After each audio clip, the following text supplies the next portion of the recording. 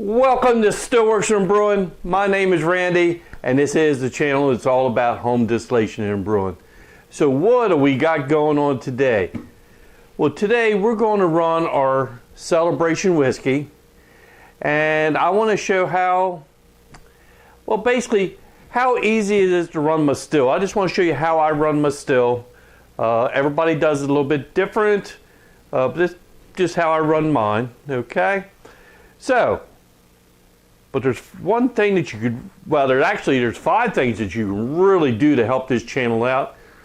Number 1, hit that subscribe button.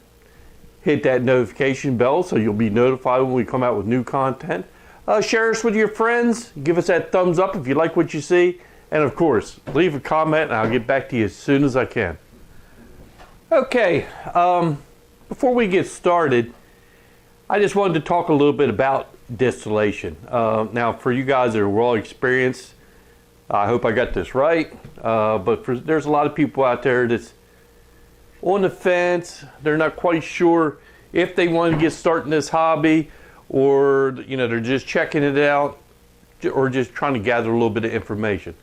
Okay, so in my experience, first thing we got to do is ask the question, what is distillation? Well, the short answer is basically it's just the separation of the alcohol from the water. And that's basically what we're going to try to do. So if we go to the simplest terms, in the very beginning, of course there is always techniques that you're going to gain with experience, but let's just start at the beginning. Okay, so how does this happen? All right, so we have our still, and we start heating the mash that you put in the still, okay? And the basic idea is that alcohol boils at a different temp than water at sea level. Let's base everything at sea level, okay? Okay, so at sea level, water boils at 212 degrees, and alcohol boils at 173 degrees, okay? So what's happening is we're going to try to get as close as we can to boil the alcohol so it starts coming up the column, and we're going to leave the water behind, okay? Okay, but one thing you always have to remember is as that alcohol is coming up the column, it will drag along with it some of the water. That's like, so if you're using a pot still, usually the best you're going to get is about 140 proof. Okay, so that's how much water is dragging along with it. If you're using a bubble plate, or even if you're using packing in your column will help knock the water loose and separate it. So, but we'll talk about that in a minute. So that is the long and the short of it. Not the long of it, but that's the short of it. Is basically we're just trying to separate the alcohol from the water. Now the water that we do drag along, that's where your flavor's coming from. Okay, it's been done for a few weeks. I know it's completely done. So what I want to do is siphon what's in this fermenter over into our still pot, and I want to leave all the junk behind. Okay, so I already loosened the lid up. Let me move that out of the way. All right, so let's get this siphoning. Okay, so while that's siphoning over, because that's going to take a few minutes, I wanted to talk a little bit about heating. All right, the way I heat my still. Okay, so I kind of do it two ways. What I will do to help speed up the process is I'll put some propane flame underneath my still, and then I'll use electric at the same time. All right, so but first on the propane, one thing that I have found that I put a steel plate underneath of my still, because I found if you put too much propane, if you go too much, it will scorch on the bottom of the still. So to stop that, I found that this steel plate goes under and it diffuses the flame out. It works fantastic. So all I do is place that on top of where the burner is, and then I'll plug up my SWR switch, and heat up the elements. So that does a pretty good job. So we'll get more into that in a little while. Okay, I don't know if you can see, but nice clean mash in the still pot. That is a very important thing to have really clean, because we don't want less stuff in there. We won't scorch it. So if we look into the bottom of the fermenter, pretty nasty looking stuff, huh? Alright, so the next thing I like to do is to degas the mash. That's very simple. I use this, it's for stirring wine and stuff and with a cordless drill. And all you have to do is stir it a little bit. You can do it with a spoon, a paddle, anything, just to knock the gases loose.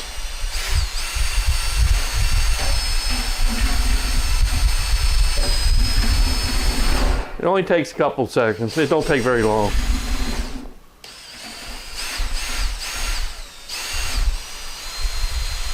Okay, I think that'll do it.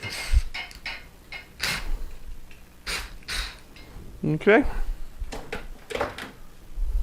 So the next thing we're going to do is we're going to start stacking at our still. So we got our mash in there. This is just our cone.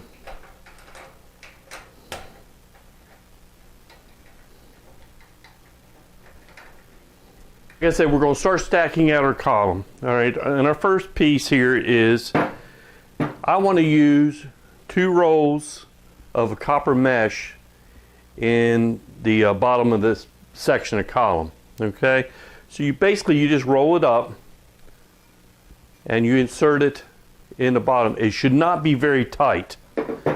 Okay, and I'll show you how to check that. So I'm going to use 2 rolls.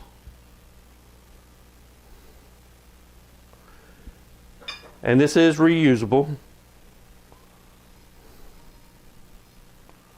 So we'll put that in the bottom. And the easy way to check this, to see if you got it packed too tight, you should be able to breathe through it very easily. Okay? If you can't, then you got it too tight, redo it. All right, so let's get this first section. You got a gasket. You got your first piece of column and a tri-clamp.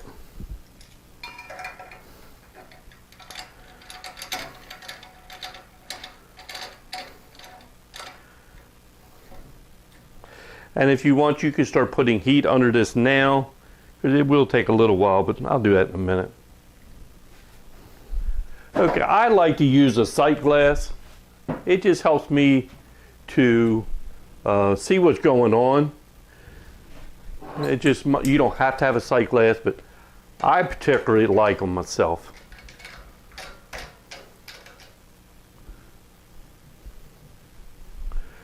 And then my next step would be putting on my condenser.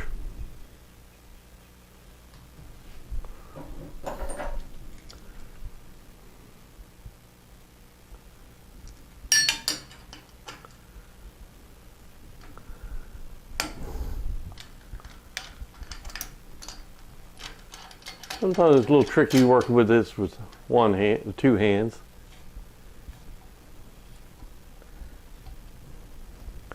And then my next step and the last step here, or on stacking, would be my temperature gauge. Okay, heating up the still. This is my pulse width modifier switch. It will get plugged into the heating element in the still.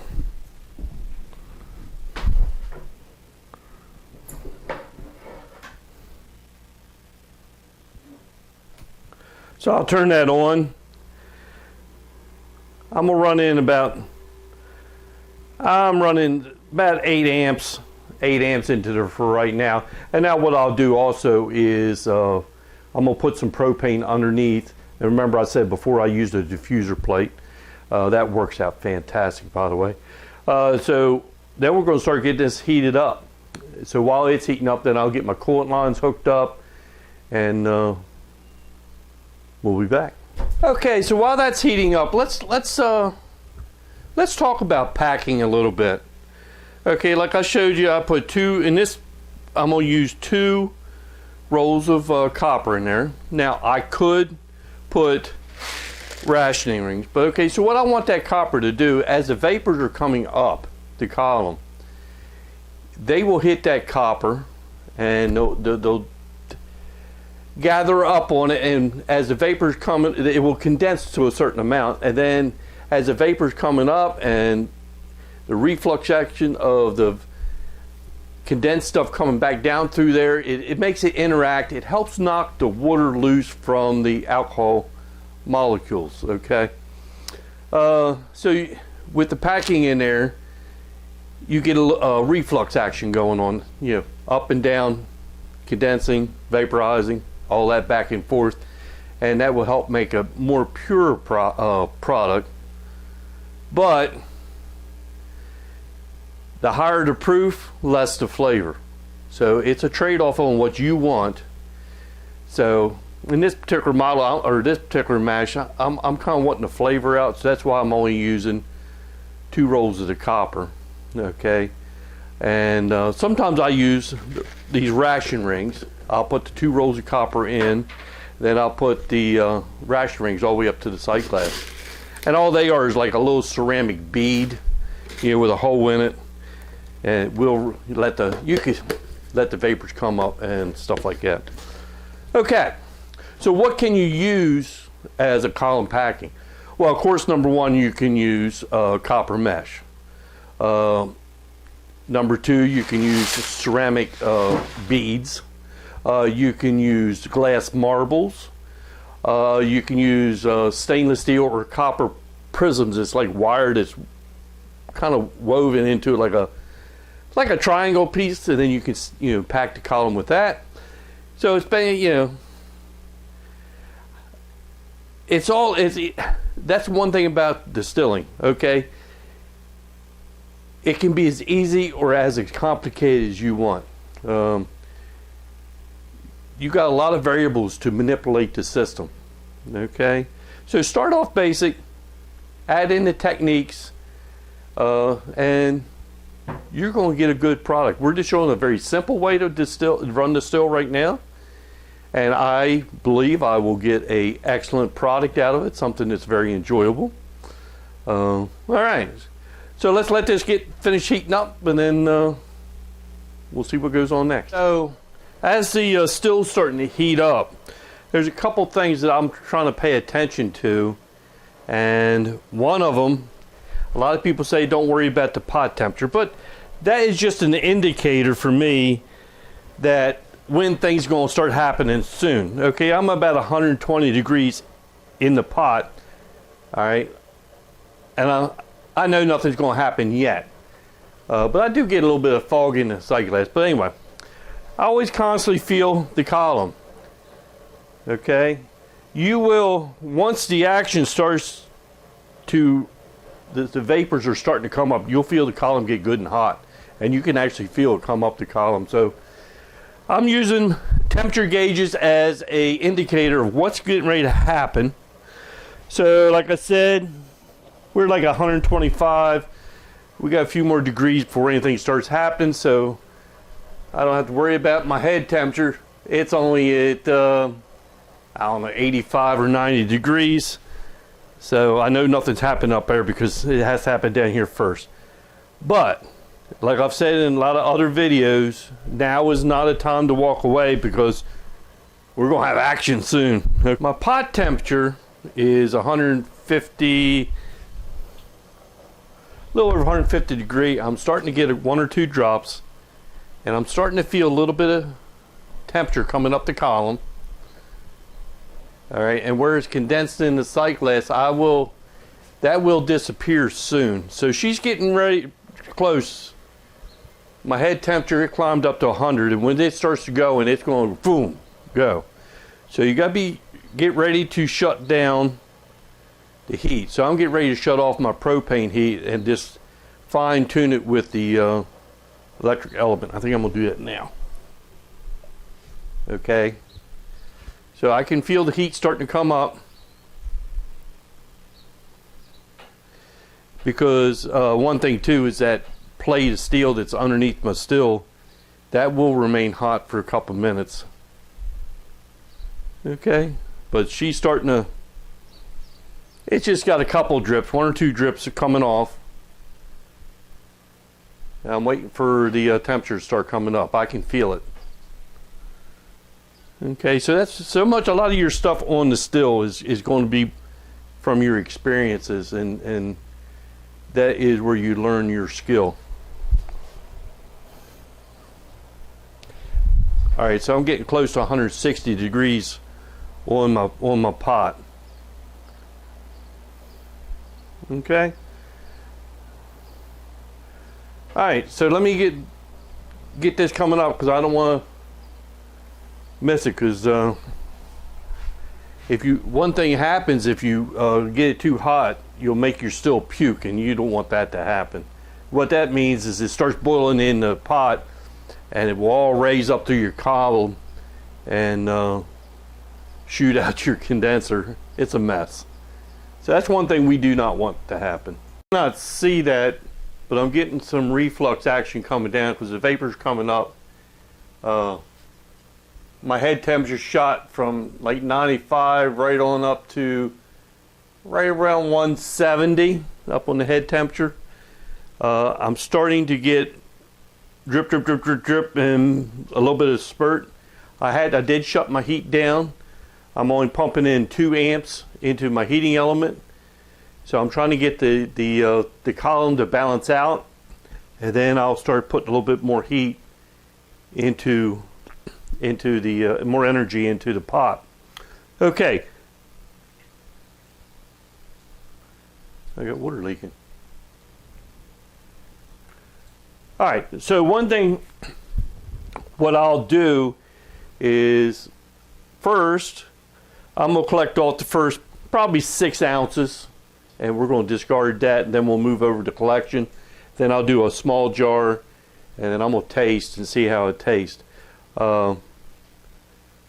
I like to run my still by the drip, okay?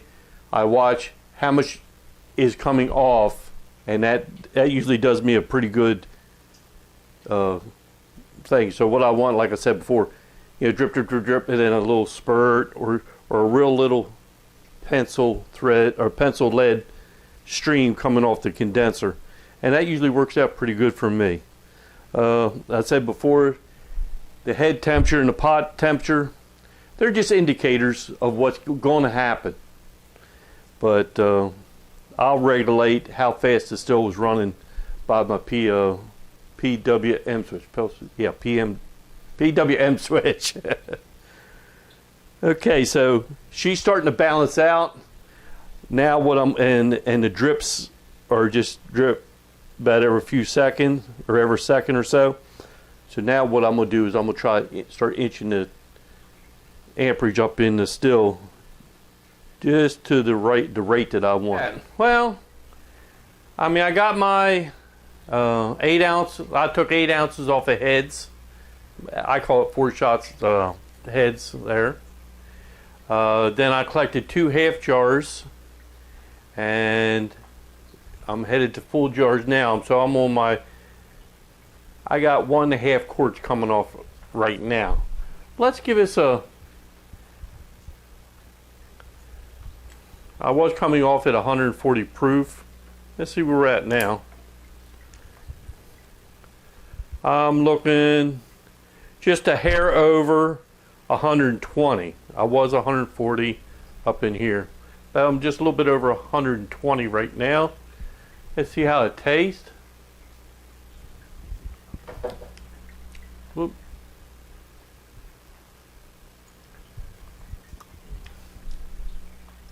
Ooh. It's got a good taste there. I taste a lot of flavor. It's going to make pretty good whiskey. I believe it is. So this is our 3-year anniversary whiskey. I wish I could share it with everybody. Change that jar out. I'm expecting about 2.5 quarts. Because when I get down to, I'll taste it all the time, but once I get to about 90, 80 proof, I'm going to end up stopping and shutting down. But so far, it's doing pretty good. Then, alright, so I'll be back after a bit. Once everything settles down and starts running, it's just a solid run. You don't have to do very much. You will have to, here in a little while, you'll have to watch your drip. Right, if you notice I got a broken stream, watch your drip. When it slows down a little bit, you're going to have to turn the energy up on that element just a little bit. And that's because it's changing inside that still pot. Alright, let's see where we're at. Let's see, it's 1, 2, there's 2.5 quarts off. Let's see what we got here.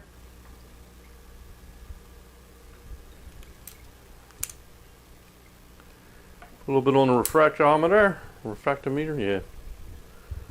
All right, we're still coming off at like 102 proof. All right, so let's see what she tastes like.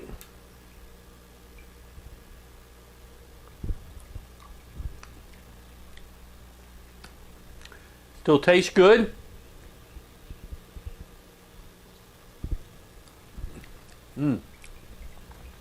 That's very good. But I'm suspecting it's probably, if I get this full jar off, I'll be doing good. But like I said, it's like just a hair over 100 proof. I mean, still nice and clear. Okay, so we're almost done. Okay, so we got all our jars covered up. Had a little bit of mic difficulty, so I'm gonna voice over this. So like I said, we got all our jars covered up, and we'll come back tomorrow. We're going to taste all these jars, decide what we want to keep, what we want to discard, and then we'll put it on some oak, and probably in about a week it should be about done, and then we'll put it into a bottle. So I guess the last thing I have to say is, hey, thanks for stopping by, and we'll see you next time here on Stillworks and Brewing. Cheers, everybody.